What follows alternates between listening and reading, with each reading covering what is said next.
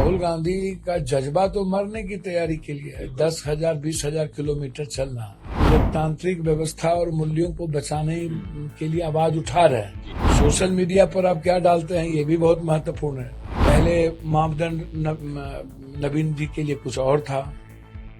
बिहार की पूर्णिया लोकसभा सीट से निर्दलीय सांसद पप्पू यादव ने संसद में रेल मंत्री के रील वाले बयान पर पलटवार किया है। पप्पू यादव ने कहा है कि आज के समय में सभी रील बनाते हैं, क्योंकि सोशल मीडिया की जिस तरह से मांग होती है उसी मुताबिक लोग रील बनाते हैं और लोग उन्हें काफी ज्यादा पसंद भी करते हैं। वहीं रील की बात करते हुए रेलवे मंत्री पर उन्होंने पलटवार किया है। उन्होंने कहा कि रील पर उनको ध्यान नहीं देना चाहिए, रेलवे के कार्य पर ध्यान देना चाहिए, ताकि इतनी सारी जो घटनाएं हो रही है उस पर रोक लग सके। आपको बता दें कि एक महीने के अंदर कई राज्यों में कितनी बार रेल दुर्घटनाएं हुई है। यह रेल दुर्घटना का सिलसिला थमने का नाम नहीं ले रहा है और इस दुर्घटना में कितना ज्यादा क्षति होता है वो हमेशा खबरों के माध्यम से देखने को मिल जाता है। और इस दुर्घटना में अभी तक कई लोगों की जान जा चुकी है, जिसकी वजह से पप्पू यादव ने रील वाले बयान पर पलटवार किया है। क्या कुछ कहा है, आइए आपको सुनाते हैं। सर, राहुल गांधी के जो बजट के ऊपर भाषण था पार्लियामेंट के अंदर, उसके बाद राहुल गांधी आशंका जता रहे हैं। कल उन्होंने बकायदा रात में ट्वीट किया कि ईडी हमारे घर पे रेड मार सकती है, हम चाय और बिस्किट के साथ स्वागत करेंगे। देखिए, किसी भी विपक्ष के नेता या को आप उठा के देख लें तो शंका तो लगी रहेगी ना। जब आप निजी हमले करते रहेंगे, व्यक्तिगत हमले, और अनुराग ठाकुर जी के बयान को स्पंज करने के बाद आप ट्वीट करेंगे जी। या शरद पवार जी के लिए अलग मापदंड होगा और अजीत पवार के लिए अलग मापदंड होगा।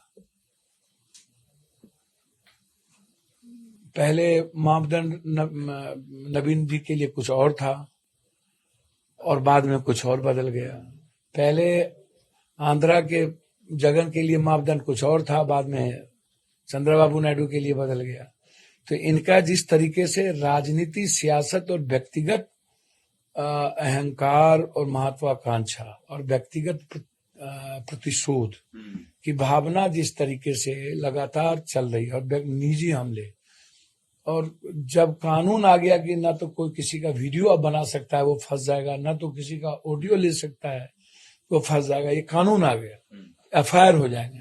उसके बावजूद जिस तरीके से विपक्ष के नेताओं का और अन्य लोगों के सर्विलांस हो, चीजें हो, तो स्वाभाविक है शंका तो बनी रहेगी ना। राहुल गांधी जी जिस तरीके से लोकतांत्रिक व्यवस्था और मूल्यों को बचाने के लिए आवाज उठा रहे हैं और संवैधानिक मर्यादाओं को कैसे बचाया जाए, देश के आम जनता को, आम जन को कैसे बचाया जाए, तो कुछ भी संभव असंभव कुछ भी हो सकता है। इस बार काफी कॉन्फिडेंट नजर आ रहे हैं, बिल्कुल मैं तैयार हूं। भैया, राहुल गांधी जी कॉन्फिडेंट हैं या अनकॉन्फिडेंट, कोई भी नेता, कोई भी विपक्ष का नेता, कोई भी मजबूत नेता कॉन्फिडेंट में ही रहेगा। और जो ईमानदार होगा, निस्वार्थ होगा, जिसकी कोई सियासत नहीं होगी, सत्ता के लिए कोई गेम नहीं होगा, तो वो व्यक्ति बिल्कुल, राहुल गांधी का जज्बा तो मरने की तैयारी के लिए है। 10,000 20,000 किलोमीटर चलना, जिस तरीके से जाति या धर्म मजहब की बात हो पर निजी हमले करना, लगातार जनों से लेके हमले होते रहना, तो राहुल गांधी जी जब 20,000 किलोमीटर पैदल चल सकते हैं, 10,000 और उसके बाद बिल्कुल फ्री हो करके जिस तरीके से वो आम लोगों से मिलते हैं, तो इसका मतलब है कि वो बिल्कुल निर्भीक हो चुके हैं। वो उनको भीतर में ना तो किसी चीज का डर है, ना ही किसी व्यवस्था का डर है। और राहुल गांधी को डराने की बात तो कोई करना छोड़ दे, अब वो संभव नहीं है। राहुल गांधी, डर शब्द नहीं है राहुल गांधी के भीतर। सर, कल बनी वैष्णव रेल मंत्री बजट पे जब वो जवाब दे रहे थे तो विपक्ष के सांसदों के द्वारा उनको रील मंत्री बोला जा रहा था, जिससे वो काफी गुस्सा भी नजर आए। उन्होंने कहा कि मैं रील मंत्री नहीं हूँ, रील नहीं बनाता हूँ, मैं हार्डवर्क करता हूँ, काम करता हूँ। इस बयान को आप कैसे देखते? नहीं, सभी लोग जिम्मेदार, मंत्री, देखिए कोई बात समझिए, विपक्ष या सत्ता पक्ष, सभी लोग एक दूसरे के आरोप को लगाते हैं। रील सामने में जब आता है तो कोई भी रील तो आजकल स्वाभाविक कोई सांसद भी, आम लोग भी रील बना करके अपना डालता है, जिसको यूथ ज्यादा लाइक कर रहे हैं। इंस्टाग्राम की भी स्थिति वही है। सोशल मीडिया पर आप क्या डालते हैं ये भी बहुत महत्वपूर्ण है। तो कोई भी व्यक्ति, रेल मंत्री हो या कोई भी व्यक्ति, यदि काम कर रहा है कि नहीं वो तो बिल्कुल अलग है। वो आप रेल मंत्री जी काम कर रहे हैं कि नहीं, रेलवे की स्थिति क्या है, रेलवे को आम बजट के साथ नहीं जोड़ना चाहिए, इस पर बहस हो। रेलवे को आम कॉमन आदमी के लिए अधिक से अधिक ट्रेन कैसे, रेल पटरी कैसे बिछाया जाए, इस पर बात होनी चाहिए, उस पर बजट हो। रेल की सुविधा और सुरक्षा और सफाई कैसे हो, इस पर बातचीत होनी चाहिए।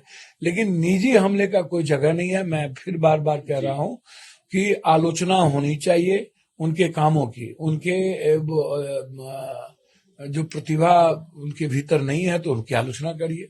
सर, विपक्ष जो है ये इस रील्स मंत्री जो है इनको इस्तीफा देना चाहिए, क्योंकि हाल में जो घटनाएं हुई हैं रेलवे में, कई लोगों की मौत भी हुई है और इसकी ये जिम्मेवारी नहीं लेते हैं कि हाँ मेरे रेल मंत्री होते हुए। देखिए, ये बहुत सारी घटनाएं घटी हैं, ऐसी घटनाएं नहीं है। और हमेशा मोरल वैल्यूज की बात आई। नीतीश कुमार इस्तीफा दिए थे और भी लोग कांग्रेस में थे तो कई रेल मंत्री इस्तीफा दिए थे। तो ये कोई संवैधानिक नियम नहीं है, कोई कानून नहीं है। आप है नैतिकता, मोरल।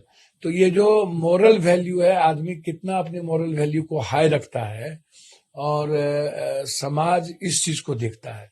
निश्चित रूप से ट्रेन जब एक्सीडेंट हुआ है और मंत्री हैं तो जिम्मेदारी तो उनकी बनेगी।